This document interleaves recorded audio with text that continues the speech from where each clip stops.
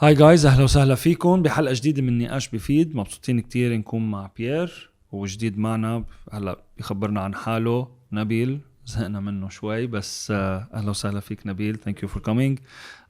رح نكون بديبيت او بنقاش عن او نقاش مسيحي عن مريم العذراء والقديسين ومواقف كنيس مختلفه. هلا بتسمعوا اكتر، فمنبلش معك بيير. بليز عرفنا عن حالك.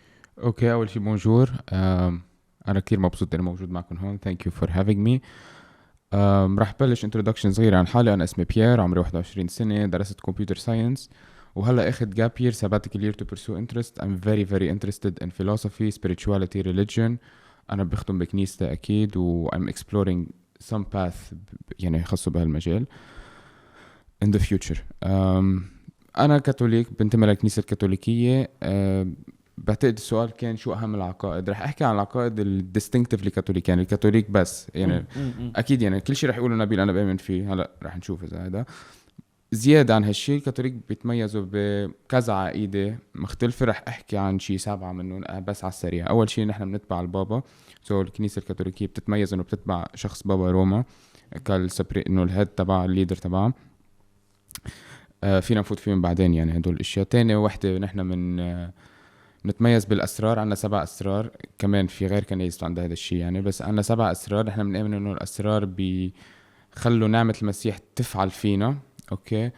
ثالث شغله هي اهم وحده، هي انه نحن بنؤمن من ضمن الاسرار في سر الاربان، سر الافخارستيه. بنؤمن انه يسوع، شخص يسوع المسيح، موجود بجسد ودم ونفس والوهيه، يعني بكامل الاسنس تبعه يعني هو موجود بالاربانه. هي منا okay. سيمبل، هيدي اهم وحده. هلا في كم اشياء تانية، مثلا الكهنوت. نحن بنؤمن الكاهن هو اللي عنده سلطه يخدم الاسرار، يحققهم يعني، بس بحكم شيء بنسميه apostolic succession، يعني هو جايبها من الرسل يلي جابوها من المسيح. اوكي. خامس شغله هي بنؤمن بالمطهر. بنؤمن انه الارواح اللي ما فعلت نعمه المسيح فيها بشكل كامل، او بشكل انه تصير قديسه قبل ما تموت، فيها ما بتروح على جهنم، بس ما فيها تفوت دغري على يعني على الملكوت. في عندها بريود تطهير كرمال تقدر تكون تشبه المسيح بشكل كامل، تقدر تفوت على السماء. yes. سادس شغله هي بعتقد هي محور هذا، انه نحن عنا نتميز بتكريم خاص لمريم العذراء وللقديسين يعني اجمالا. بتوقع هدول الاشياء اللي بنختلف فيها اكتر شيء بين الكاثوليك والمسيحيين الاخرين يعني. ويا انه الباقي اكيد نحن بنؤمن بالثالوث الاقدس والمسيح وكل شيء واحدة يعني. شو هي؟ الستة. أنا عم بتعلم، بعرفهم بس حلو أرجع أتذكرهم. هلا فيك تكون نسيتها، مش مشكلة. ايه نسيت. أنا بتذكر أرجع خبرنا. براسي كانوا 7 بس نسيتهم. دونت أنا يمكن عم باخد مزجت نوتس. 2 يعني. لا بس حلوين. ممكن ما اثنين صح. انترستينج. نبيل نحن عم تكتبون نحن بس ما عنا، نحن عنا 7 أشياء، ما عنا بابا. هلا الإنجيلية بشكل عام كحركة إصلاحية بلشت بال 1500 وخشبة بأوروبا. تفرعت لكتير طوائف، بس بشكل عام الإنجيلية بتميز انه بيركزوا باجتماعهم على وقت للصلاة والترنيم، وبيهمهم كتير وقت الوعظة. عنده كتير مهم الواحد يقرأ كتاب مقدس ويوعظ يعلمه. هلا برضو بقصص الأسرار وكذا نحن بنركز أكتر على المعمودية وعلى الزواج. هلا الأفخارستية، أنا ثاقبت بنتمي لكنيسة ناصر، جاي من تقليد شخص اسمه جون ويسلي بإنجلترا. كان آمن الأفخارستية منا بس رمز، هي وسيطة نعمة. بالأفخارستية بنلتقي مع يسوع بس مش بالتحول الفعلي للخبز والخمر، مع انه المصلحين الاوائل كان لوثر يامن بالتحول الفعلي للخبز والخمر. باي ذا واي هاي كانت مشكلته مع كالفن، هذا غير موضوع. بس هيدا بيسك الانجيليه. فعندنا كتير تركيز على، وعندنا تركيز على يسوع نفسه. ففي رفض انجيلي عام لفكره اي نوع من الصلاه او التكريم للقديسين ومريم العذراء. وكمان كانجيليه كتير بنركز على انه اذا عندنا عقيده كنسيه لازم نلاقيها شيء محل بالكتب المقدسه الاساسيه اللي الكنيسه اقرتهم من بداية الحركة المسيحية. مثلا المطهر بنقول بما أنه ما منلاقي إلا يخلص كما بنار 1 كورنثوس. إذا واحد يلي هم بتعترفوا فيه بالكانون، بس إنه exactly. حتى المكابين ما عرف قد ايه المطهر واضح. أنا قاري المكابين ما عرف قد ايه واضحة فيها كعقيدة، بس بنقول إنه بما أنه إذا في عقيدة ما منلاقيها بشكل واضح بالكتاب المقدس الأساس اللي الكنيسة أقرته من تقريبا من 1700 سنة، منفضل ما نمشي فيها. بس أكيد عنا تقاليد كنسية، بس بنجرب تكون قد ما فينا ملزقة بالكتب المقدسة المسيحية الأساسية واليهودية. يمكن النقطة السابعة هي الأبوكريفا. ما بعرف هي مش عقيدة بس يمكن من Excuse me، عقيدة ما الأبوكريفا يعني المكابيين هلا هلا لأنه بس حتى عندكم الكتب هي قانونية ثانية مش قانونية أولى، ما أنا بنفس مستوى كتب العهد الجديد 27 وكتب العهد القديم 73 كتاب هن، انتوا عندكم 66. انا هل أوكي، بس بعرفه. حتى عن الزيادة عندكم مش بنفس مستوى 66 بسموهم كتب قانونية ثانية. anyway هذا مش موضوع صراحة ماني كتير مطلع على هذا المجال. ولا أنا جاهز شو لهالموضوع. هي سابع نقطة وقت قلت مكابيين ضرب براسه هلا يمكن يكون أوكي ايه هو نحن في فرق بين الكتب، نحن عندنا 73 انتوا عندكم صح 66 يعني هذا الفرق. فكرة كتير حلوين، بنصح الناس إنجيلية يقرون كتير جميلين كابين كتير كتاب حلو. اوكي ثانك يو على هالتفاسير. I think في كتير اشياء يمكن بتبين لنا او يمكن ما بنعرفها بهول الفروقات. هلا كتير بيهمني انا يمكن فوت بقصص المسكونسبشنز، لانه في مفاهيم خاطئة كتير عندنا كلنا بين مسيحيين ببعض، وحتى يمكن منتهم كوت عن كوت بعض باشياء. فبفكرة او نحن عم نتجه على موضوع مريم العذراء والقديسين، شو هو الموقف يمكن الحقيقي للكنيسة الكاثوليكية بهذا الموضوع، وبراكتيكلي شو بيصير؟ يعني هل لازم يصير في صلاة لمريم العذراء؟ هل لازم يصير في صلاة للقديسين؟ شو هيدا بيعني؟ هل هن وسطاء بيننا وبين يسوع؟ كل هيدا يعني بحب أعرفه لحتى كمان يمكن القاطع الثاني ما يصير عنده misconceptions. والعكس صحيح، هل الإنجيلية بيكرهوا مريم العذراء؟ هل الإنجيلية شايلين القديسين على جنب ومش مهتمين فيهم؟ وإلا ما هنالك؟ إذا بدك بلش بيها. انا صراحه رح اجرب قد ما في يكون مختصر، بس كمان ما بدي الغي اشياء مهمه. البودكاست لما زي لونج فورم يعني اللي عم يسمعنا ما بده مختصر. اوكي سو نحن بنآمن بشيء اسمه شركه القديسين. هيدا عقيده يعني هي شيء مبدأ كاثوليكي كتير مهم. فينا نشيل يعني اكيد بتلاقيها بكتاب مقدس مربولس لما يحكي عن الجسد الواحد وكذا. سو نحن بنآمن بشركه القديسين اللي هي عباره عن انه اذا الكنيسه جسد المسيح السري، معناتها نحن مترابطين بشكل كتير وثيق بنعمه المسيح اللي بتربطنا سوا يعني. وهيدا هذا الرباط بيتخطى الزمان والمكان، يعني نحن مربوطين سوا لانه نحن بننتمي لجسد المسيح السري، مثل ما انا مربوط بمار شربل وبالقديسين الفلانيه بحكم انتمائي للكنيسه.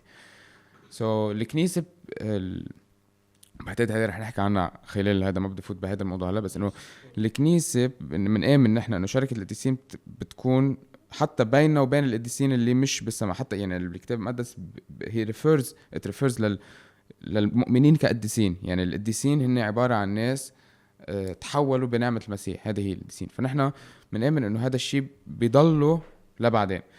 هاي شركة القديسين رح نفوت بالتفاصيل أكتر بعدين يعني بالحلقة. بس بدي أقول شغل إنه نظرة الكاثوليك للقديسين هي برايميرلي شغلتين. أوكي ومريم العذراء هي يعني بتفوت بيطبق عليها وزيادة، بس برايميرلي شغلتين. القديس هو أول شيء موديل، يعني هو إنسان example.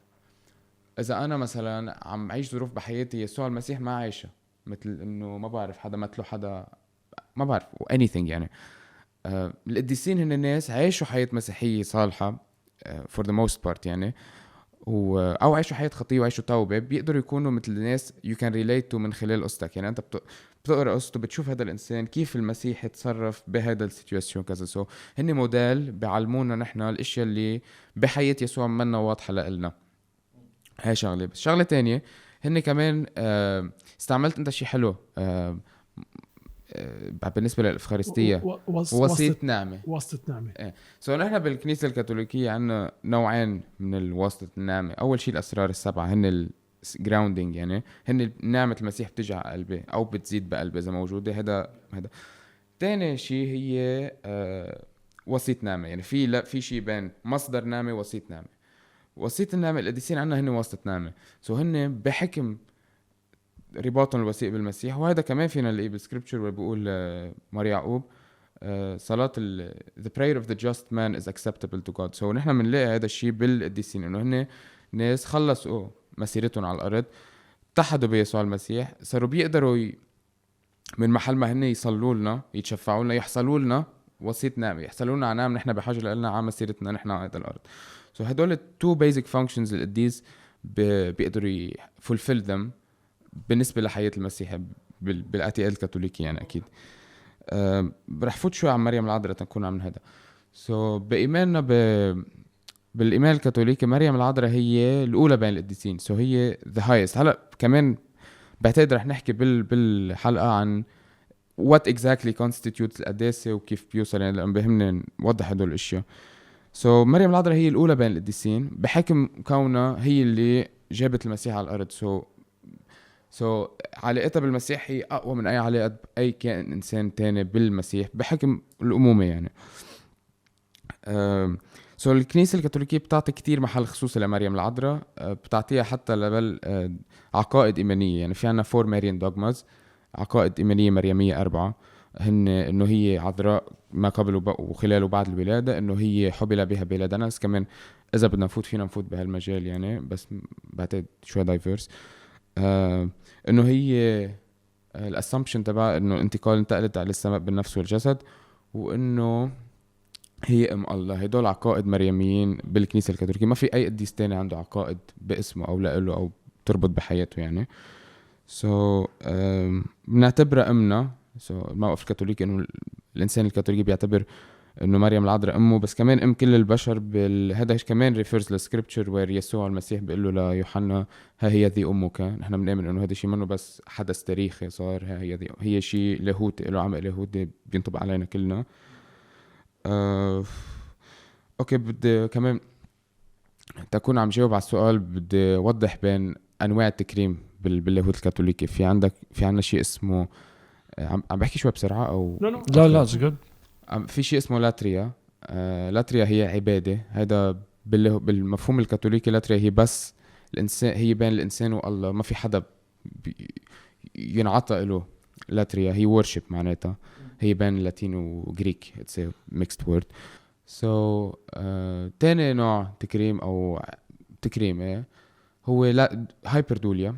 اوكي رح نحكي عن الدوليا، برجع بفوت على بالهايبردوليا. الدوليا هي تكريم اكرام، يعني منه عباده، منه يعني منه شيء ما فيك تعطيه لحدا. هلا بلش شوي اعلى بحكم طبيعة البوزيشن، بس مثلا إذا في ناشونال هيرو أو حدا ضحى بعائلته أو حدا ضحى بشيء من أجل الخير العام، هذا الإنسان يكرم، يعني في وسام شرف، في نوع من التكريم يعطى للناس اللي عندها special place بالمجتمع. هذا مثل ما هالصورة موجودة بمجتمعنا، هي موجودة كمان بالكنيسة، والناس اللي كمان هيدا رح we will mention it يعني لما نفوت what constitutes this. الناس اللي أبذلوا ذاتهم بطريقة heroic، الكنيسة بتعطيهم هذا الشيء، هذا التكريم اللي هو دوليا بنسميه. it's a Greek word إيقال إكرام. هايبردوليا هي التكريم يلي بنعطيه القديسين، بس كتير اكسكلوزيف لمريم العذراء بحكم مثل ما قلنا بحكم البوزيشن تبعها بين القديسين، إنه هي يعني هي بالأولى في مصاف القديسين، فتكريمها بيجي بشكل خاص.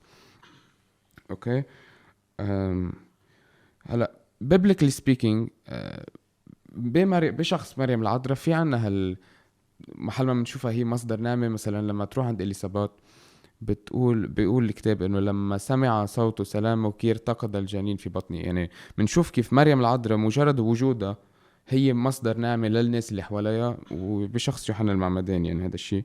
وكمان بوجودها بعرسكانا لما تشفعت إنه مش إنه طلبت من يسوع يساعدهم بالخمر والماء. وبنشوف كيف هذا الشيء أبدأ نتيجة من هدول المبادئ السكريبتشرال. يعني في عنا يعني الكنيسة بتقتبس إنه نقدر نلاقي بمريم العذراء شخص يقدر يساعدنا بمسيرتنا على الأرض. بعتقد إن شاء الله كون جوابت مزبوط على هذا، ما طولت كتير ولا هذا I think الموقف العام للكنيسة الكاثوليكية. فمن ناحية يعني بينما يمكن عم بفتش على شيء اوكي، بس يمكن سؤالي لك بطريقة براكتيكال، شو هي الأمور يلي يمكن بيعملها الشخص الكاثوليكي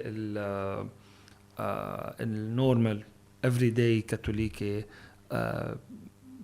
بموقفه مع مريم العذراء والقديسين، هل الصلاة لازم يكون موجود؟ هل في تشفع بطريقة ما أو صلاة لمعجزات؟ يقدم ردة فعل أو شيء على كلامه.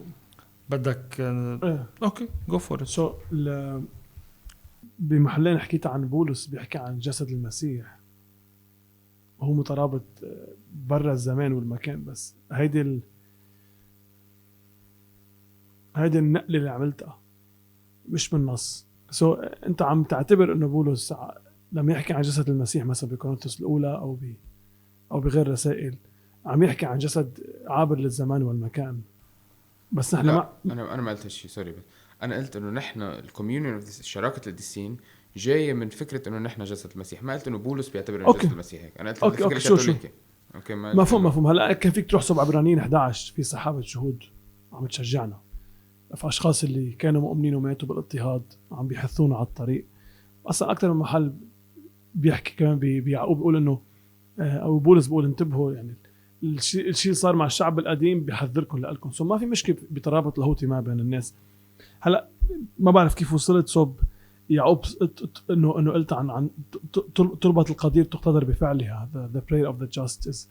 ما كان عم يحكي يعقوب عن طلبة شخص ميت عم يصلي لي، كان عم يحكي ضمن سياق الكنيسه. وهذانيك سياق المقطع هو اذا عندكم حدا مريض او عنده خطيه اجتمعوا وصلوا له، ولما تصلوا له صلاتكم لها فعل لانه انتم اشخاص بتحبوا ربنا وربنا بيسمع لكم.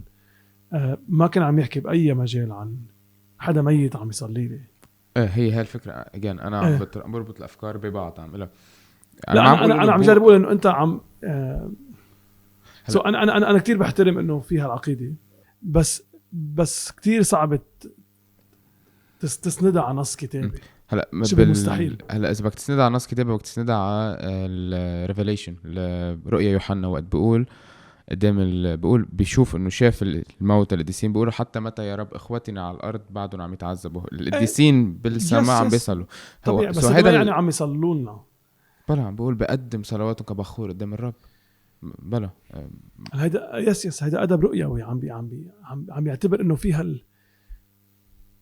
طيب انت فيك تعتمد على هذا النص لتبلش منه تحكي عن هالعقيده. اول شيء بدي اقول شغله، انه انا ما يعني في فرق اساسي بين الانجيليه والكاثوليكيه يمكن ما حكينا عنه، هو باللاتيني سولا سكريبتورا، انه كل شيء هو موجود بشكل واضح وصريح، مش موجود، بس انه كل شيء نحن بنؤمن فيه موجود بشكل واضح وصريح بالكتاب المقدس.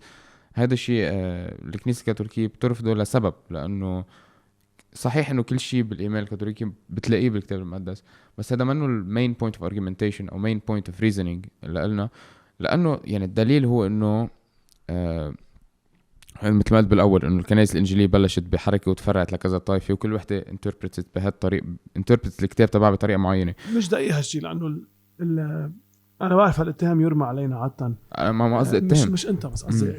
هلا انا ما بدي فوت بكثير موضوع الكتب المقدسه والعقائد، لانه اي ثينك في حينعمل عن هالموضوع بطبيعه الحال بعتقد مني ايش بفيد. بس نعم في عنا آلاف الطوائف الإنجيلية، بس في عندك مدارس تفسيرية عريضة، واحدة أو اثنين أو ثلاثة بأسوأ الأحوال، ومعظم المقاطع عليها تفسير واحد أو اثنين. فمش مزبوط إنه أوكي عندك مثلا بلبنان ما يقارب 15 طائفة إنجيلية، بس عمليا بمعظم المواضيع متفقين. في كم موضوع عليه خلاف بس بيكون في A أو B. في كتير في قدرة على الانقسام، لأنه ما عنا بابا مسكنا، ما عنا سلطة سياسية أو دينية مسكتنا، بس تفسيريا ما في انقسام. يعني إذا عندك 1000 طائفة إنجيلية مش يعني عندك 1000 تفسير، مش يعني عندك 1000 تفسير. بس أنا صراحة يعني ما عندي علم براكتيكال بالمجال، بس ما بعتقد إنه بس تفسير واحد أو اثنين. يعني إذا بتاخد عبر العالم كله ما بعرف يعني بأي موضوع ما عندي مشكلة. بأي موضوع بتذكر لي في لك الخط العريض مثلا، موضوع التكلم بألسنة، موضوع هل في عجائب بعد بالدنيا، موضوع كيف نفهم الخلاص والتبرير. عندك مدرستين أو ثلاثة بأسوأ الأحوال أكاديميا عم تحكي، يعني كمان على مستوى التعليم. هلا أكيد التفاصيل الصغيرة بتفرق، بتعرف الناس بيحبوا التفاصيل، بس هذا مش موضوعنا هلا. كرمال أنواع التكريم أنا هاي بعرفها سماعة بالفكرة، بس ثانك يو فسرت لي إياها بطريقة كتير حلوة. عم تفسر حلو بيير على فكرة. كرمال قبل التكريم عطيت أوصاف لمريم العذراء، حكيت عنها إنه عذراء مستمرة وحبل بها بلا دنس. سوري، اذا في حاجه انا فينا نوضح حبل بيلادانس، كتير في مسكونسبشن حول هذا الشيء تحديدا. اذا بدنا البلادانس ولا اي واحد؟ البلادانس ايه وضحها ما في مشكله. اذا بدكم، بس انا ما رح حاجج ضدها، بدي اعطي فكره عامه اكثر، بس وضحها اكيد انه كرمال كمان اللي عم يسمعونا يعني. سو الحبل البلادانس ما بيعني انه ما كان في فعل زوجي، ما بعرف شو اللانجويج هون، فعل زوجي بين امه وبيها لمريم العذراء لا تخلق هي، مش هذا الدنس. هو ما اسمه يكون في فعل زوجي بين امه وبيها. لا مش هذا الفكره حبل البلادانس هو انه مستند على عقيده كاثوليكيه. هو اول من حكى فيها هو مار أغسطينوس، هي عقيده الخطيه الاصليه. بالفكر الكاثوليكي كل انسان منا ورد دنس معين. هذا الدنس منه ذنب علينا، منه ذنب، هو مثل هو نقص عنا اياه، مثل مرض، فينا نعتبره مرض. ورثناه عن نتيجة خطية آدم وحواء. هذا موجود عند كل إنسان بتعليم الكنيسة الكاثوليكية، إلا مريم العذراء بنعمة خاصة الرب عطاها إياها، إنه هي ما عندها هذا النقص رح نقوله تشويه خلقي، بس ما إنه تشويه خلقي، هو تشويه نتيجة آدم وحواء، يعني مش إنه الله خلقنا ناقصين. فهي ما عندها هذا الشيء لا يخدم رسالتها كأم الله وهالنوع يعني. وهو هذا التشويه أكتر شيء بينشاف بحياتنا، هي كيف نحنا بحياتنا اليومية عنا تندنسي نعمل خطية أكتر من إنه تندنسي نعمل خير. يعني غير ما واحد يعمل conscious effort ما بيقدر يعمل، مش ما بيقدر، إنه قليل لينقل الطريق الخير غير ما يكون conscious. هذه هي الخطية الأصلية بما معناه. فمريم العذراء لا، ما كان هذا الشيء عندها، هي كانت إنسان منيح من أول ما خلق. هاي هي الحبل بلادانس. ثانك يو بي على التفسير للحبل بلادانس. أنا أوعي له هالتفسير وبعرف مربوط بالخطية الأصلية. هلأ مشكلتي الأساسية عندي مشكلتين. أول مشكلتي الأساسية بالعذرية المستمرة. أول مشكلة الأساسية بالحب بها بلادانس إنه بكتبنا المقدسة وبتقليدنا المسيحي ما عنا نحن فكرة عصمة الأنبياء. ما عنا هالمشكلة الفكرية اللي عند المسلمين اللي هي إنه إذا ربنا بده يشتغل بشيء بده يكون كامل. نحن بالعكس، نحن عنا افتخار إنه الله بيشتغل بالشيء المش كامل. ففي نوع من الهروب إلى الأمام إنه لحتى الله يشتغل بمريم لازم تكون كاملة. بس ربنا بيفرجينا عبر التاريخ المسيحي واليهودي وبيصلب عقيدتنا، عقيدة التجسد حتى كيف نطلع كتبنا المقدسة إنه الله بيجي على بشريتنا، ما بيلغيها ليشتغل من خلالنا، يشتغل من خلال بشريتنا. فأنا بشوف هالعقيدة في محاولة لإلغاء بشرية مريم العذراء. هلا هاي بعد ما رحت لك صوب، إذا بتطلع على صفاتها ما في فرق بينه وبين الله. هي بعد ما رحت صوب هلا حقولها إنه غير إنه إذا بتطلع على صفاتها كيف ذكرتهم، ما في كتير فرق بينه وبين يسوع. يعني هي موجودة في كل مكان، تسمعنا مين ما حكي معها هلا بتسمعه. هي كاملة ما فيها خطية. وهي ولدت بطريقة عجائبية وانتقلت بطريقة ما ولدت بطريقة عجائبية، بس الحبل بلادانس مش عجيبة اللي هلا عم اقوله أنا إنه ولدت بطريقة طبيعية. كان في سكس بين أهلها بس أن تولد بدون خطية أصلية هي مش عجيبة. بلا بس مش ولدت يعني مفهوم ما بروسيدور ولدت مثل المسيح. بس قصدي عمليا تعطى بحياتها وبموتها ما ماتت، طلعت. هلا في غيرها عنا نحن قصة عن إيليا وغيرهم بطلعوا، بس الفكرة انه هلا يعني بس انا عم حس كأنه، وبعرف هالشي بيغضب اللاهوتيين لأن كل اللاهوت قائم على التفاصيل دقيقة. بس انا عم حس، انا من ميلتي عم بسمع، وعندي جيراني واهلي ورفقاتي، انا عايش بلبنان، لما يكون في الشهر المريمي مثلا او بغير مرات الاساليب الليتورجية التي تعتمد بالتوجه لمريم العذراء. انا كشخص اذا انا كنت مراقب من برا ماني دارس لاهوت، اوكي، بس عم راقب. جيت انا هلا اذا اجى الين انفيجن على لبنان وتطلعوا بشو عم نعمل، ما حيفرق بين الهايبردوليا واللاتريا عفوا او التعبد. اول مشكله عندي هي مشكله في محاوله الغاء بشريه مريم العذراء، وكانه الله ما في يشتغل من خلال شخص الا اذا كان ما عنده خطيئه اصليه. تاني شيء في عنا تأليه لمريم العذراء بالممارسه وبالعقائد اللي هلني عنا. ثالث مشكلة عندي وهي ما رح أحكي فيها كتير لأنه أنا عايش بلبنان وبحاجة ضل عايش بلبنان، هي إنه العذرية المستمرة، وكأنه الجنس اللي هو شيء الله خلقه وهو مصدر الحياة وهو شيء جميل. وعندك أكيد العدلين من كتاب نشيد الأنشاد يحتفل بالجنس كأنه الجنس شيء وسخ، وإذا حدا عمل الجنس كمان صار انتقص من قيمته. هاي مشكله عندي انا مع كل الفكر الكاثوليكي اللي حتى بيرفض الابونا يتجوز، وهي انا عندي مشكله هيدي فيها.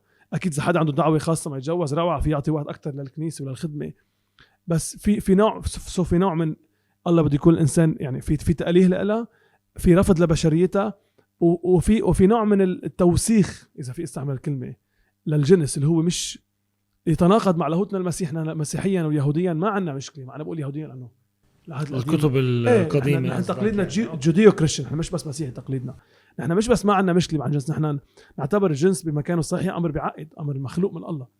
فانا لما اسمعك عم تحكي عن مريم بدور 3 أضوية براسي، هو اللي قلت لك اياهم، بس حبيت اقدم عندك الاعتراض او هالتحدي اذا بدك. نعم اوكي لكن بركي بترد بيير وبرجع بنسال سؤال تاني. هلا ما هو فات بالسؤال تبع الممارسات كان هلا برد عليكم فرد مره بس يعني. انسى شو الممارسات اذا بدك، انسى الممارسات اتليست اوكي رح فوت بكل النقط اللي حكيتها يعني. حلو انه تجاوب يكون في رد. ايه اوكي اول نقطه الغاء البشريه. انا هيدي ضوت براسي اول شيء للوهله الاولى it makes sense، بس الفكره انه نحن كمان ما بنؤمن انه الله بيلغي بشريه الانسان اللي بده يشتغل معه، وهذا الشيء بيظهر من خلال القديسين. يعني القديسين هن الناس ما التغت بشريتهم. مر أغسطينوس يعني معروف اذا واحد عنده كتب عن كيف كان هو بس من بعد ما آمن. انت بتآمن يعمل غلط بعد ما آمن؟ حسب شو اي نوع غلط يعني. بالعكس ما هو ايمانه هو بالنهايه مسيره يعني. في محل حتى بقول مر أغسطينوس مره اعطيني طهاره بس مش هلا يعني بآمن بالله بس بعد ما طلع من الخطيه. هلا حتى ما حكينا عن موضوع القديسين بس بس انت ذكرته عن القديسين. كل الناس قديسين انا بوافق، بس انه مش لا هلا بهمنا نفوت بشو بيان القداسه بس بعدين. هلا بس ترد على هدول المبادئ. لما قلت انه يلغي بشريتنا انت يعني في نوع من خطأ جوهري بالبروبوزيشن، هي انه بشريتنا ايجال خطيه، وهذا هي مسكونسبشن أساسية. بشريتنا منا إيجال خطية والجنس منا إيجال خطية. هاي الفكرة إنه نحن بشريتنا وحياتنا الجنسية والفاكولتي اللي الله عطينا إياه منش هن الخطية. الخطية هي الأبيوس يعني. الخطية ليش الله مع مريم العذراء هلا جاي ما سمح لها بالجنس مش ما سمح لها. هلا جاي وصل لك بس أوكي فكرة إنه الله بيلغي الإنسان بيشتغل منه مش موجودة، مش مزبوطة. لما نقول إنه عصمت من الخطية الأصلية، هي نوع منه إلغاء بشرية إنما تكميل. يعني بشريتها صارت كاملة بحكم إنه بتشبه حواء، بطلت تشبه باقي الناس. يعني أنت عم تقلي هي أعطيت كمال البشرية، هي أعطيت طريق للخلاص مختلف عن باقي البشر. يعني لما كأنه at some level نحن بنعرف البشر لحتى يعني خلاص المسيح خلاص من شو؟ خلاص من الخطية، خلاص من الخطية. هلا ما حفوت بخطير الاصلي لانه حتى بالانجيليه هاي من الاشياء قلت لك في مدرستين عن هالموضوع ما بدي فوت فيه، بس خلينا for the sake of the argument نعتبر فيه خطيه اصلي. الخلاص المسيح هو خلاص من هالفساد البشر نتيجه خطيه ادم جواتنا. طيب يعني كانك عم تقول لي مريم العذراء اعطيت فقط هي طريقه خلاص اخرى غير باقي البشر. اوكي يعني اوكي عندي يعني بصير المشكله هون اذا الله في يخلص بشكل خاص بعض الناس، يخلصنا كلنا بلا الصليب بس سؤال يعني I want to address هذه الفكرة بطريقة شوي بدنا نحكي حواليها. يعني أول شيء طريقة الخلاص هي مش كيف خلص الواحد، هي بشو بيسوع المسيح. ما حدا خلص بريت يسوع المسيح. أوكي هاي شغلة. شغلة تانية مثل ما يعني سؤال الناس اللي قبل يسوع المسيح هل هن عندهم إمكانية خلاص بالعهد القديم؟ قصدك يخلصوا حالهم أو يخلصوا ما هي بطرس بجرب يعالج هالمعضلة برسالته الأولى لما يحكي عن يسوع لما مات شو عمل؟ نزل وبشر الأرواح التي عصت قديما. exactly. فبجرب يقدم طرح إنه يسوع لما مات ما كان قاعد، ما كان نايم. وهي عقيدة بالكاثوليكية فكان وحتى هلا عنا ما كتير بيحكوا عنها بس هي واضحة ببطرس كمان. فذبيحة يسوع غطت التاريخ. نعم exactly. نعم. فينا نتفق انه حتى قبل ما الناس اللي كانوا موجودين قبل ما يكون يسوع على الارض بس بعد ضد نفس الطريقه. بس جايك بالحدث. اوكي اول شيء اتفقنا انه صليب المسيح ريتروسبكت افكت اكيد بغطي التاريخ اكيد. من هالمبدا فينا نقول ان مريم العذراء هي من اول الناس اللي اخذوا ثمار هذا الصلب. اوكي هلا رح اجيب الفكره. هذا حل. لا ما في حاجه كيف لقيت حل. بس تاني فكره خلاص في يكون من طبيعتين شغل طريقتين. سوري لوجيكلي عم نحكي بس لوجيكلي. في انا انت تخطي وانا خلصك، وفيني احميك من الخطية من قبل. هذا امكانية، هذا ممكنة تكنيكلي. يعني انت فيك تربي صح وفيك تربي غلط وتخلي ابنك مثلا يلاقي المسيح على كبر. في امكانية خلاص مرتين بشغلتين. ما بتتطلب بغض النظر عن الله، عم بحكي لوجيك. اوكي اذا انت عندك ولد، الكون مركب بطريقه حريه الاراده، الله ما بيعمل لها ستوب. ما هي الفكره انه حريه الاراده هي البيزك بريمس تبع هذا كل اللي عم نحكي فيه، انه حريه الاراده منا موجوده بالخطيه الاصليه. ليش؟ لانه في شخصين ان ادم وحواء كان عندهم اراده حره، ما كان عندهم خطيه اصليه. بالايمان الكاثوليكي هي بتسمعوها بالليتورجية، يعني فينا نسمعها بنقول حواء الجديده. مثل ما كمان مربولس بيحكي عن يسوع كيف هو ادم بخطيئه انسان واحد. لاحظ بقول بخطيئه انسان واحد. ما هي ما نقوله انت عم تساوي بين يسوع والعذراء. ما عم بساوي بيسوع العذراء، عندنا ادم عندنا حواء عندنا انا ما عم ساوي بيسوع، عم ساوي حواء بالعذراء. بس فيك تعترف، مش فيك بتعمل بدك اياه، لابد تعترف انه it's a very very thin line.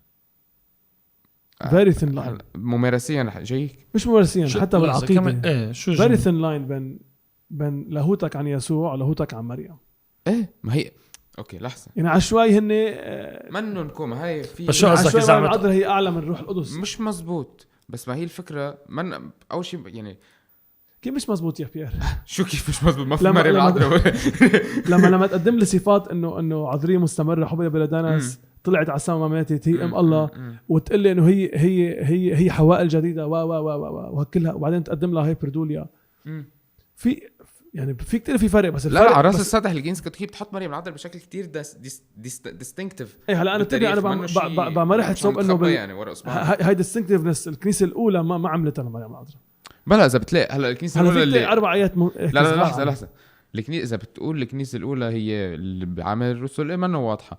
بس الكنيسه الاولى اللي بعدها يعني في ناس يوحنا الدمشقي هو قديس بالكنايس وسنه 400 يعني منه شيء قبل الكانوا بعد الكانوا، كان قريب من هول المجامع يعني كان كثير عنده تكريم لمريم العذراء. بس بمجمع نيقيا اللي ما انعطت دور هلا هول عقائد ما بمجمع نيقيا بس يعني بمجامع مسكونيه يعني. بس مجمع نيقيا كان نوعا ما متاخر. ما عم تحكي انت مجمع سنه 200 او 300، عم تحكي صوب عفوا.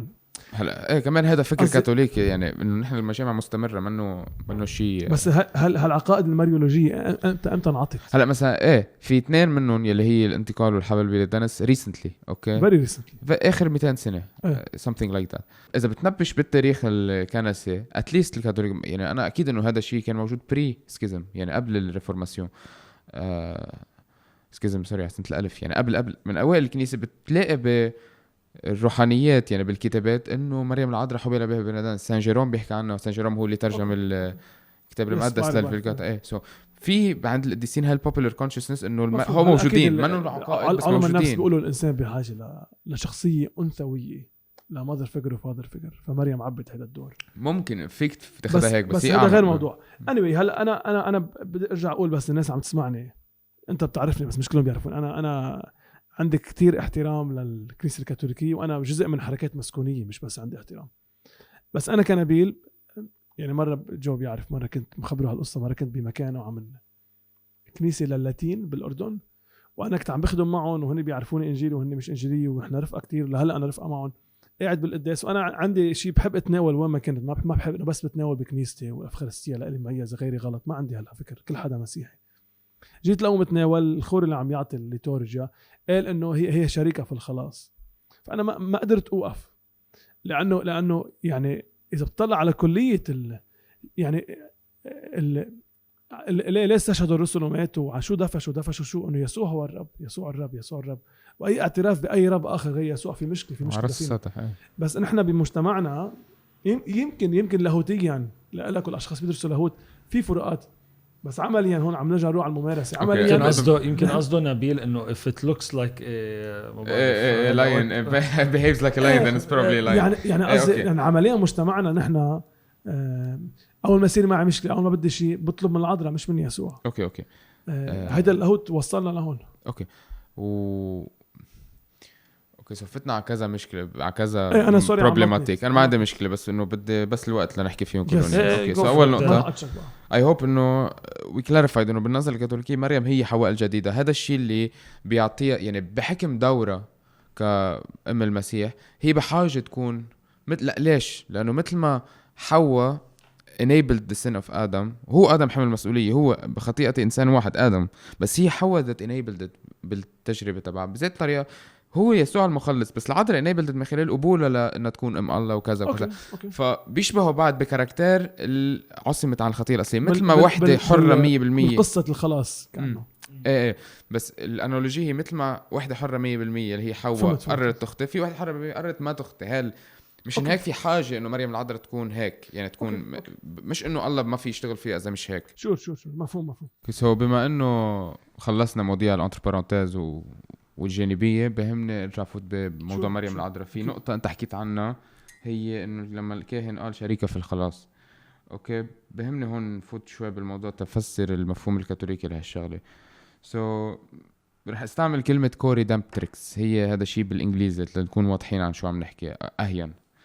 كوري دامبتريكس هي الكنيسة الكاثوليكية كهايراركي، كسلطات وناس اللي بيعملوا اللي بينشروا العقيدة أو بيثبتوا العقيدة، عندهم كتير انحياز ضد هذه الفكرة. يعني نحن كأوفيشال اللي عم بحكي، الكنيسة الكاثوليكية بترفض فكرة شريكة في الخلاص. بس يا ريت بس رح أكمل هالفكرة على الآخر، أوكي، لأنه مهم، في كتير نيونسات.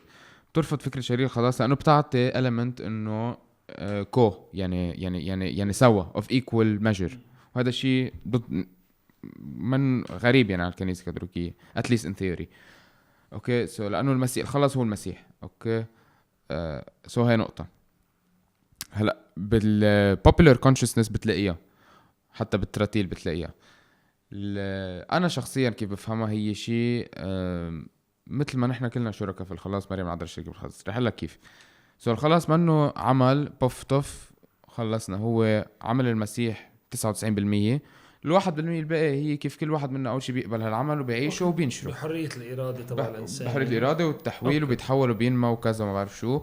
والشراكة هي كلنا، يعني كل إنسان موجود مدعو لعمل معين بمشروع الله الخلاص للعالم كله. هذا من هالمنطلق أنا شريك بالخلاص، أنت شريك بالخلاص. من اللي عم نعمله هون هلأ هو شراكة بالخلاص، إنه تفسر الإيمان توصل يعني بما معنى. حتى يعني يسوع بيقول اذهبوا في العالم كله هو عالم بشر، عم يعطيهم دور بالخلاص. إنه ليش؟ لأنه من آمن واعتمد يخلص. أنتوا روحوا خلصوا، عم يعطيهم دور يخلصوا العالم بسلطتهم.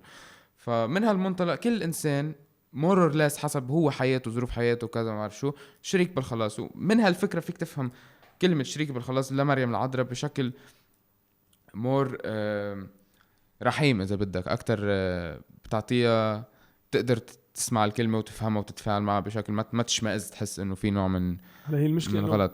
هذا اللقب يعطى فقط لمريم إذا تفسيرك هو المعتمد. إيه هلا يعطى لكل الناس. هو في يعطى لكل الناس. بما انه اللقب يعطى فقط لمريم، لا اذا في يعطى لا يعطى، لكن عندما يعطى لمريم فقط يعني مقصود في اكثر من ما عم لك كيف انا وياك شركاء بالخلاص. قانونيا ما يعطى اصلا، يعني مش قانونيا يعني بمعنى كيف كيف خوري بيقولوا بالبوب من ما بعتقد يعني هاي ما ممكن يكون هو تقليد الكنسة عبر السنين يمكن هيدي ايه منه يعني عم لك ما كان تابع للبابا، بس انه قصدي اوكي كمان بس هو يقال عملك popular consciousness بتلاقيها، بس ما بتلاقي خوري بيسترجي يحكي بعدين لا لانه منه عم لك شو الفكره.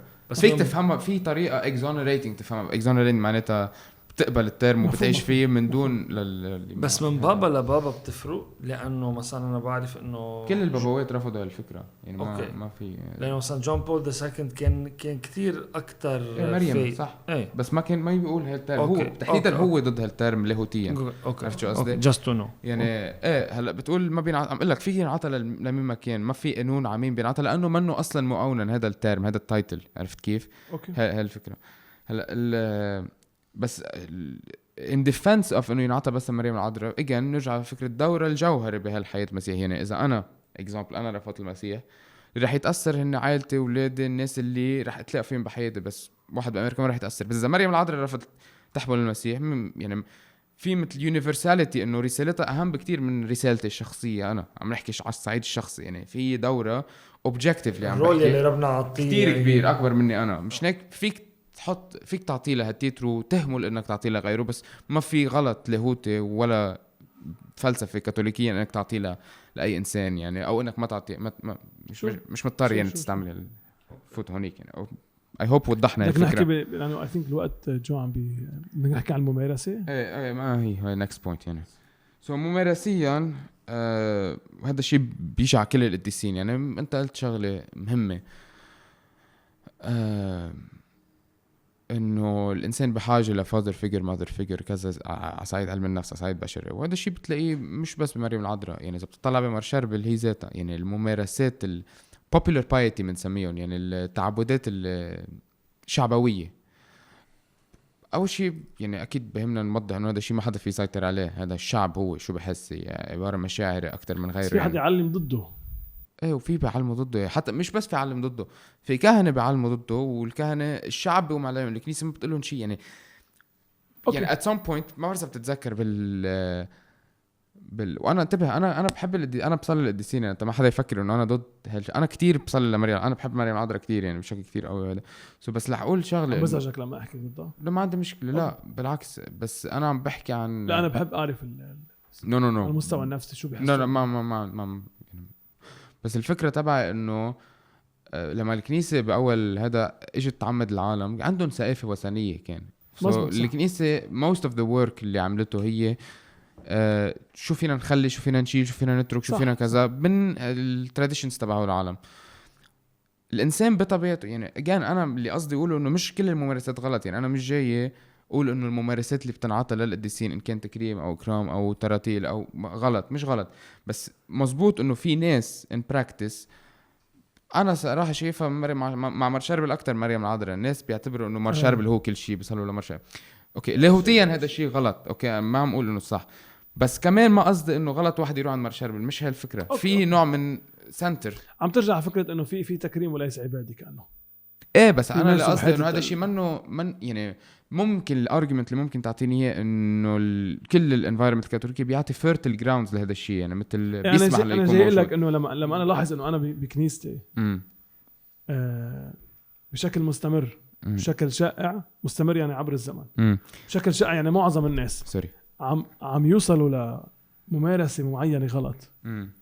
ما أنا بس غلط ممارسه بدك تقول شيء ايه مش معظم. يعني انا ضد فكره ان اعتبر انه معظم الناس اوكي، لانه يعني اول شيء there's no way to prove quantify it. مش يعني هذا بس ما عندي بحث بايدي. ايه انه مش حتى البحث يعني وانت ما عندك بحث بايدك انه مش معظم الناس. ما عم اقول لك ما طيب. ضد فكره انا من كشخص مراقب للمجتمع المسيحي وعايش بلبنان كل حياتي لما في ممارسه عم تطلع بشكل مستمر اوكي هالممارسه هي مش بس غلط، هي كتير غلط. انت عم يعني بنظر بولس بغلطي اي شخص بيجي وبيحكي عن الانجيل انه خلاص بيسوع او مركزيه يسوع الكريستولوجي تبع الكنيسه بيضرب الكريستولوجي مركزيه يسوع. هي مشكله. غير ما اقول بغطي شعري ما بغطي شعري، باكل ما باكل، هول بينحكى فيه انه اصلا مش مهمين. بس لما اضرب الكريستولوجي تبع الكنيسه مركزيه المسيح بالفكر المسيحي من الكلمه واضحه في خطر. فبدي اسال حالي السؤال، هل ممكن الماريولوجيكال دوغماز العقائد المريميه هي الغلط؟ اوكي في هل انا بسؤال لك انت كبيير، اوكي هل في مكان ما بعقلك اوكي في امكانيه انه العقائد الكنسيه عقيدتك هي غلط؟ جاوب ماريولوجي او غير ماريولوجي. جاوب بيير بعدين بتقلنا الممارسات الانجيليه وبنعمل تعليقات اخيره. شور بس انا بهمني اعرف هل انت بتحافظ في مكان ما فكريا؟ انا شخصيا لا. سو انت معتبر مش ممكن يكونوا عقائد كاثوليكيه غلط؟ وهذا شرط اساسي واحد يكون كاثوليكي الا اذا طلعوا غلط. ما فيهم يطلعوا غلط اصلا. it's not even يعني a provable thing. يعني انه هذا الشيء بنشوفه بالحياه الثانيه اذا طلعوا غلط او لا. يعني مش انه مش حينزل الله يقول لنا انه غلط. اوكي سو انت عندك ثقه مطلقه بالبروسيس الكاثوليكي. نعم اوكي شور. سو كمان فينا نفوت يعني ايضا اوكي سو في شغله بالنسبه لكريستولوجيكلي في محل حتى بالكتاب المقدس بالانجيل. يعني مريم اذا بتشوف في كتير صوره واضحه عن هالمجال. مريم بتروح عند إليصابات بتقلها من أين لي أن تأتي أم ربي إلي، وبتعظمها وبتكرمها وكان مبارك أنت بين النساء etc. شو بتعمل مريم immediately؟ شو بتعمل؟ بترد المجد لله. في عندها الفكرة إنه لا إنه التكريم المريمي أي شكل كان أوكي حتى لو غلط، مش عم أقول ما في يغلط، عم أقول أي شكل كان حتى لو غلط eventually اللي راح يصب هو بتكريم الله، لأنه مريم هذا اللي بتعمله. هذا الدور يعني هذا عم نحكي شخص مريم بس البرسوناليتي هذا عم تبعها. بيصير. عم اقول لك ما فينا نار يعني مش نحن اللي فيك تعرف بس هلا عم اقول لك اياه بالكتاب المقدس. اذا لا اذا اللاهوت اللي عم علمه ايه ممارسة عم تصب بتمجيد الله، ببين بالسلوكيات وبنوع المجتمع اللي عم يطلع. اوكي عم لك شغله. الفكره انه لحظه شو ما في كوريليشن بين ما فيك تلوم اذا فيك تلوم اساسا فساد المجتمع باللاهوت المريمي. في نوع من مش عم اقول هيك. لا في شيء من انت عم تقول ما فينا نعرف اذا المجد عم يرجع على الله. لا بقصد انا المجد يعني لا بقصد انا انت المثل اللي اعطيته كان واضح بقصة اليصابات. رجع المجد لله بانه مجدت الله. ايه ما هي وين عم يتم تمجيد الله لما كل العباده كل التكريم يقدم لمريم، بس ما عم يقدم تكريم. اذا بتطلع حتى بمريم بالوردز تبع التكريم المريم ان كان بالزياحات او بالهذا لا اوكي الاند اتس اولويز اتليست liturgically sanctioned. يعني الاشياء اللي الكنيسه بتحط عليها طابع ليتورجي الاند على طول صلي لاجلنا تضرع لاجلنا. الاند هو الله، يعني الله هو الغايه او الاخر محل بيصب فيه الصلاه. انت صلي لاجلنا. في السؤال الانجيلي المعهود نحن بنسال انه ليش بدك تروح وسيط؟ ليش بدي اطلب منك اوكي طب اوكي هلا معلش خليني نخلص الفكره هذا بنرجع بنفوت بهالمجال. اوكي سو point being انه بحيالله شيء للعذراء رح تلاقي انه حصليلي من الله ولا مره في ادريسنج العذراء انه هي السورس تبع النعمه او غايه الصلوات او هذا. هي غايه التكريم. فسرنا شو التكريم بالاول يعني هذا مش عم ننكر هذا الشيء، بس ما بعرف شو الكلمه اللي بدي اجرب اقولها انه المنبع مش هي المنبع. نعم المنبع هو الله. هي كونها مترابطه رباط كتير وثيق بالله عندها هالعلاقه الباور انك تحصل على نعم غير ما عنده اياها. هلا رح نفوت بهالفكره لانه بعرف قديش هي فيها مغالطات، بس بدي اقول شغله في انت لاحظ شغله بدك يعني ما بدي اتشك، بس لاحظ شغله كل عقيده من العقائد المريميه او الافكار حول مريم عم بتقولها مضطر انك اكيد ما عندي مشكله انه اللاهوت يكون شيء منه سمبل. لا مش سمبل، مضطر انك كثير تفسرها لانه تحمل عده مغالطات، وحتى لما تفسرها بعدها يعني مش امبيدد. يعني المغالطات ما امبيدد بهالفكره. هي بالبوبولار مسكونسبت. انا ما عندي مشكله فكره انه ايه اذا واحد ما تعلم راح يكون يفهم غلط. يبرر المفاهيم الخاطئه اللي الناس عبر السنين صار عندهم اياها. مش سو في هاي اخر نقطه تقريبا رح احكي فيها لانه هذا في هو هلا قديس قبل كان كاردينال قبل كان كاهن انجليكان اسمه جون هنري نيومان. ما بعرف بتعرفه. سو بيقول شغله حلوه كتير. هو كان من احد المفكرين كتير كبار يعني بعصره. بيقول الناس يلي بيتعاملوا مع المسيحيه بطريقه سوبرستيسيوز يعني ممارساتهم منها لاهوتيا صائبه. اوكي بيتكلوا على ما بعرف سحر يعني اكثر شبه السحر اكثر من الايمان. انا بسميها الطريقه السحريه. بتشبه السحر اكثر. هو بيقول انه بحط صوره لتحميني بيقول انه هدول اشياء موجوده بالكنيسه ما بينكرها، بس بيقول شغله انه هدول الناس منن يعني منن صائبين لاهوتيا، بس منن بعيد عن المسيح مثل حدا عن كليا برات الكنيسه. يعني هو مش مفهوم لا بس ما قصدي اللي قصدي اقوله انه وهذا الشيء يعني بتلاقيه intuitively انت ما رح تعتل هم خلاص شخص معين مثلا بيروح على مارشال بيعتبر مارشال الله لانه عنده دادي ايشوز، بمعنى انه عنده هالنيد فور فاذر فيجر. يعني سوري يعني ما كان بدي استعمل الكلمه يعني عرفت كيف. ما انت حتى انستنكتيفلي ما راح تحس انه هذا الانسان خلاص بخطر يعني عرفت. ممكن حس بس فهم عليك. بس بينما حدا كليا ما بيتعاطى لا بمارشال ولا بالاسلام ولا بالعذراء ولا بالكنيسه ولا بشيء يعني في مثل خطر اكبر. ماني عارف قديش انا اوكي اتليست انا لا فاهم وانا بحترم سؤال وانا بقرا له وبحبه، بس في هل هذا رايي انا وانا عاده منعم، بس بهالشغله ماني كتير منعم. يمكن ريسنتلي صرت هل انعاما في خط رفيع بين اللي عم بيصير بينات بمجتمعنا المسيحي القديسين ومريم والى اخره وعقائدنا المختلفه عنهم وبين الوثنيه. انا باحث اختصاصي الاساسي هو الامبراطوريه الرومانيه والاغريقيه هلنستيك ايج. مش هيك تحمست لما قلت لك انه الكنيسه صارت تعمد براكتسز. فانا قاري كتير بالادب الروماني والادب حتى الادب البابلي والفرعوني. لما اطلع على شو بنعمل كيف نفكر ككنيسه اليوم بشكل خاص الكنيسه الكاثوليكيه، ما اقول الانجيليه كاملين بس هلا هذا موضوع يمكن غير ما نعمل حلقه شيء عن الانجيليه وانا اضطر دافع. ما بشوف كتير في فرق بين تفوت على منطقة مسيحية في آلهة صغار، في قديسين بيحموا المنطقة. كل محل بدك تعمل شيء لما تقطع حتى التمثال بدك تمشي التمثال تنظفه وتحط له زهور.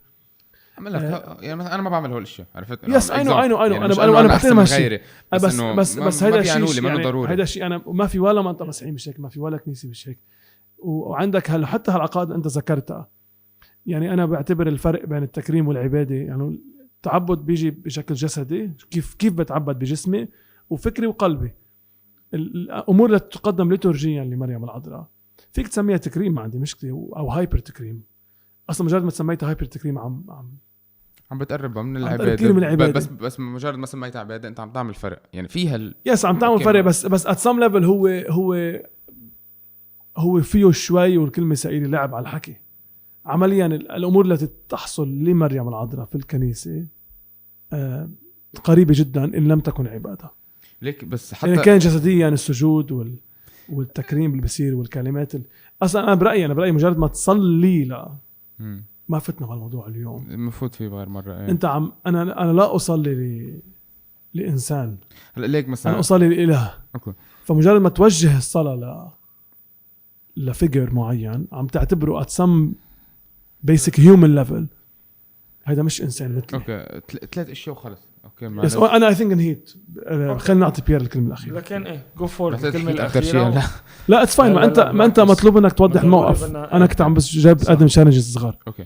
اول نقطه هي scriptural basis للتكريم، هي بحكي الإصابات والأنس تطوبني جميع الأجيال. يعني هون في clear projection into the future، إنه في هي بتقول prophetically، يعني مش إنه عم تقول لازم تكرموني، بس prophetically تطوبني جميع الأجيال. يعني مثل كأنه لاهوت الصائب في هذا الدور السبيسيال لمريم العذراء. بتقول بتكفي، بتقول أنا ما رح أقدم ردود على أنا I think كتابيا واقف على أشي، بس ما رح أقدم ردود لأنه كلمة أخيرة لك، ولأنه مش موضوع الحلقة هيدي، بركي بنعمل غير حلقة مع عن كيف يطلع. بس بس من بعدها بتقول لأن القدير صنع بي العظائم. يعني حتى يعني أنا بالنسبة لي الفرق الواضح والصريح بين العبادة والتكريم هو بيجي على شغلة واحدة، هي انه انت عند مين السورس تبعك، مصدر النعمه مين عندك. أوكي. بما ان اول شيء هي العذراء بتقول انه القدير الله، ونحن لما نقول صلينا نحن فيها الاعتراف ولو منه فلسفيا ممنهج او لاهوتيا عند الناس يعني العادي، فيها الايديا انه يعني مش الاند اتسلف، مش الغايه هي مريم العذراء، هي الله. فيها الشيء على طول موجود يعني بالليتورجيا وبغير الليتورجيا. هلا display of affection، ورود وتمثيل شو منه، انا صراحه ما بشوفها غلط. انا ما بعمله مش لانه عندي مشكله عقائديه مع الموضوع، انا شخصيا ماني انسان عاطفيا involved بهالاشياء، انا مش عرفت، بس انه انا بالنسبه لي displays of affection اكثر ما هن ما بيدلوا على شيء لاهوتي. يعني انا هيك بشوفهم صراحه. اوكي last point. اوكي مثل ما الخلاص انعطالنا عبر إلات، يعني يسوع المسيح، مريم العذراء، الرسل عمدوا ناس اجونا بشكل هو ذاته الشكل نعمة المسيح. مش هيك يعني مش هيك ما عندي مشكلة أنا أقول إنه اطلبي لنا من الله، مش لأنه أنا ما بعرف أروح عند الله، لأنه في هالسيستم إنه مثل ما الله بيخلصنا بطرق مش بوفتوف، نعم الله كمان بتجينا بطرق. يعني أنا إذا بدك تشوف مثل الجسد، مثل نرجع فكرة الأساسية جسد الفول سيركل، إجت الأشياء مثل الجسد، القلب بيضخ دم، بيضخ نيوترينز للأعضاء، في مثل في نوع ترتبية معينة، مش ترتب، في كوزاليتي. يعني هون بتعطي بزيد شيء النعم اللي بتجي على الإنسان من الله بتاخد ولو فيها تبين غير هيك بطريقة الحكي نوع من ستيبس، عرفت؟ مثل اي نتورك، يعني مثل اي شيء، يعني بتروح هيك. اوكي اي اندرستاند، انا فاهم هالوجهة نظر. ثانك يو وضحتها. اكيد مش موافق عليها بس فهمها. يس ثانك يو بيير. بتحب نبيل تقول اي جمله لا. اخيره؟ نو اي ثينك وضحت عن رايي لا ما بخلي الكلمه الاخيره لبيير، مش مشكله. anything else to add بالموقف؟ انه اول شيء ما طولت كتير ابدا، جاوب على الاسئله. حديث great. لا حديث حلو ومفيد جدا بعتقد للطرفين. ثانك يو كتير مشاهدينا for watching for listening. موعدنا مرت الجاي رح نحكي مع بيير ونبيل عن القديسين، عن صلاة للقديسين، صلاة للأموات، شو بيعني هيدا، ونفوت أكتر بهول التفاصيل. تابعونا.